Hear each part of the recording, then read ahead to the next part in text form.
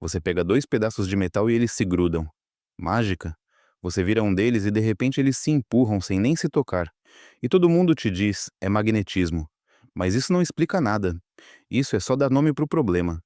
E deixa eu te contar algo que vai mudar completamente como você pensa sobre perguntas. Quando você me pergunta por que ímãs funcionam, você acha que está fazendo uma pergunta simples, mas não está. E a razão pela qual não está vai te ensinar mais sobre a natureza da realidade do que qualquer resposta que eu poderia te dar.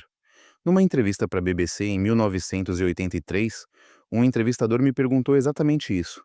O que está acontecendo entre esses dois pedaços de metal? E eu dei uma resposta que deixou muita gente irritada comigo, mas era resposta honesta. Porque quando você pergunta por que algo acontece, como é que uma pessoa responde? Depende completamente do que você já sabe, do que você está disposto a aceitar, como explicação. Deixa eu te dar um exemplo. Sua tia Minnie está no hospital. Por quê?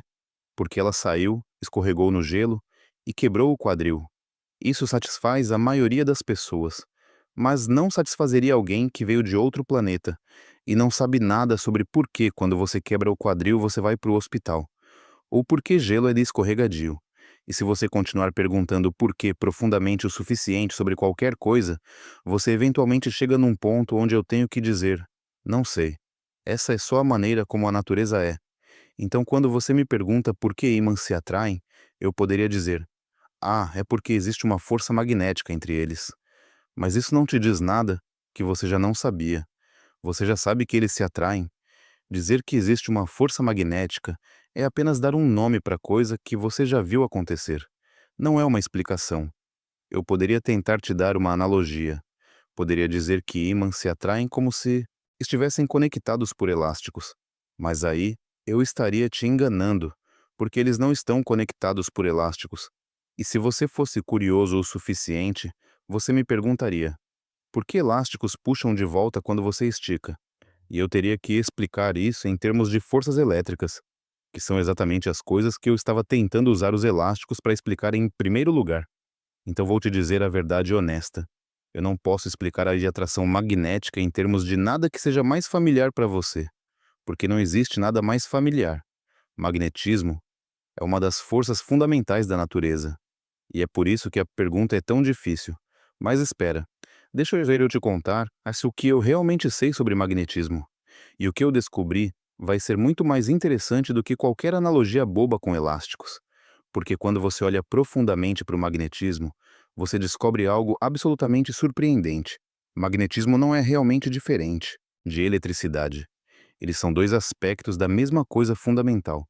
Nas minhas palestras em Caltech, eu comecei descrevendo assim: imagina uma força que varia como o inverso do quadrado da distância, como gravidade, mas que é cerca de 1 bilhão de vezes mais forte. E com uma diferença crucial, existem dois tipos de matéria, que a gente pode chamar de positiva e negativa.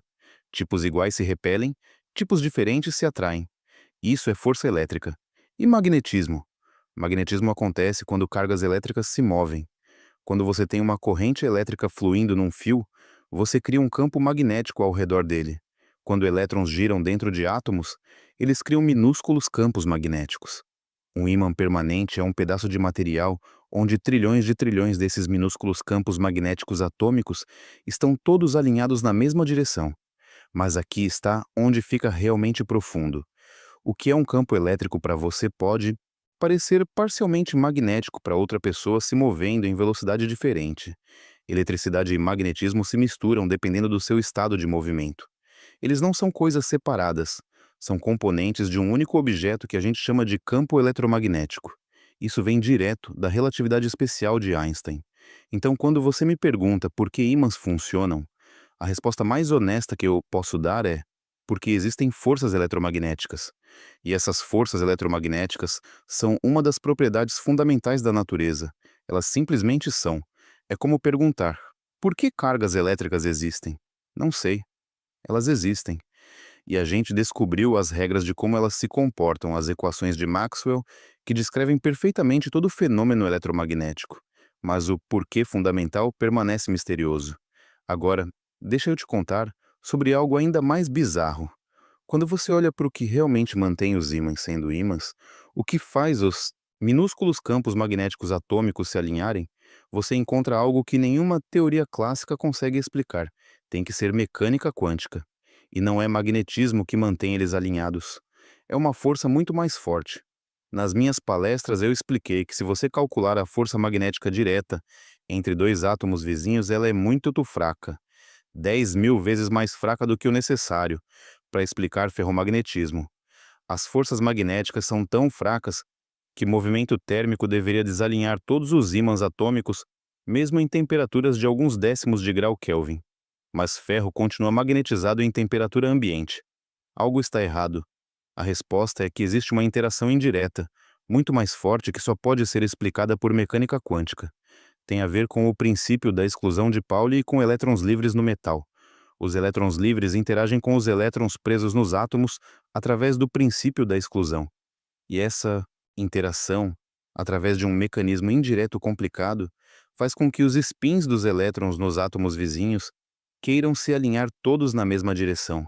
Então, o que mantém um ímã sendo um ímã não é magnetismo, é uma força elétrica quântica agindo através do princípio da exclusão. Isso é absolutamente fascinante. O fenômeno macroscópico de magnetismo, que você vê quando brinca com ímãs, emerge de efeitos quânticos microscópicos que não têm nada a ver com forças magnéticas diretas. E tem mais, nem todo material com átomos magnéticos se torna um ímã permanente. Cromo, por exemplo, está bem ao lado do ferro na tabela periódica. Tem elétrons desemparelhados que criam momentos magnéticos atômicos, mas cromo não é ferromagnético. Por quê? Porque nele, a interação quântica ela tem o sinal oposto. Ela faz os spins vizinhos quererem apontar em direções opostas. Isso é chamado de antiferromagnetismo. Então você tem ferro, onde todos os spins apontam na mesma direção. Você tem cromo, onde os spins alternam para cima, para baixo, para cima, para baixo. E tem materiais ainda mais exóticos, ferrites, onde dois tipos diferentes de átomos magnéticos se alternam, mas com forças diferentes, resultando em magnetização líquida. Garnets com ítrio e ferro, onde efeitos orbitais complicados fazem o material ser ferromagnético de um jeito completamente inesperado. E a gente ainda nem chegou na parte mais estranha. Quando você tem um pedaço de ferro, ele não está magnetizado uniformemente. Ele está dividido em regiões chamadas domínios magnéticos. Dentro de cada domínio, todos os spins apontam na mesma direção, mas domínios diferentes apontam em direções diferentes. É só quando você aplica um campo magnético externo que esses domínios se alinham e o ferro como um todo se torna magnetizado. As fronteiras entre domínios, chamadas de paredes de domínio, podem se mover. Quando você magnetiza ferro, você não está realmente virando todos os spins. Você está movendo as paredes de domínio, fazendo os domínios alinhados com o campo externo crescerem às custas dos outros. E quando você remove o campo externo, algumas dessas paredes ficam presas em defeitos no cristal. É por isso que ferro mantém magnetização residual. É por isso que ímãs permanentes existem. E aqui está algo que eu sempre achei bonito. Materiais magnéticos duros, como o alnico V que a gente usa para fazer ímãs permanentes fortes, são projetados para ter paredes de domínio muito difíceis de mover. A composição, 5 elementos diferentes em proporções específicas, cria tensões internas e grãos microscópicos que prendem as paredes de domínio no lugar. Que paciência leva para misturar 5 coisas e testar até você encontrar a substância mais ideal. Então, quando você me pergunta por que ímãs funcionam, a resposta completa envolve forças eletromagnéticas fundamentais, mecânica quântica e o princípio da exclusão de Pauli, estrutura cristalina do ferro, domínios magnéticos e paredes de domínio, defeitos e tensões que prendem essas paredes. É uma hierarquia inteira de explicações, cada uma dependendo da anterior. E sabe qual é a coisa mais interessante de tudo isso? No final de todas as minhas palestras sobre magnetismo, no fim do volume 2 das Feynman Lectures, eu escrevi algo que sempre me fez rir. Eu disse: em toda nossa longa e envolvida discussão, nós nunca explicamos por que, quando você esfrega um pedaço de âmbar, você gera carga nele. Nem explicamos por que uma pedra de magnetita é magnetizada. Você pode dizer: ah, nós só não acertamos o sinal. Não, é pior que isso.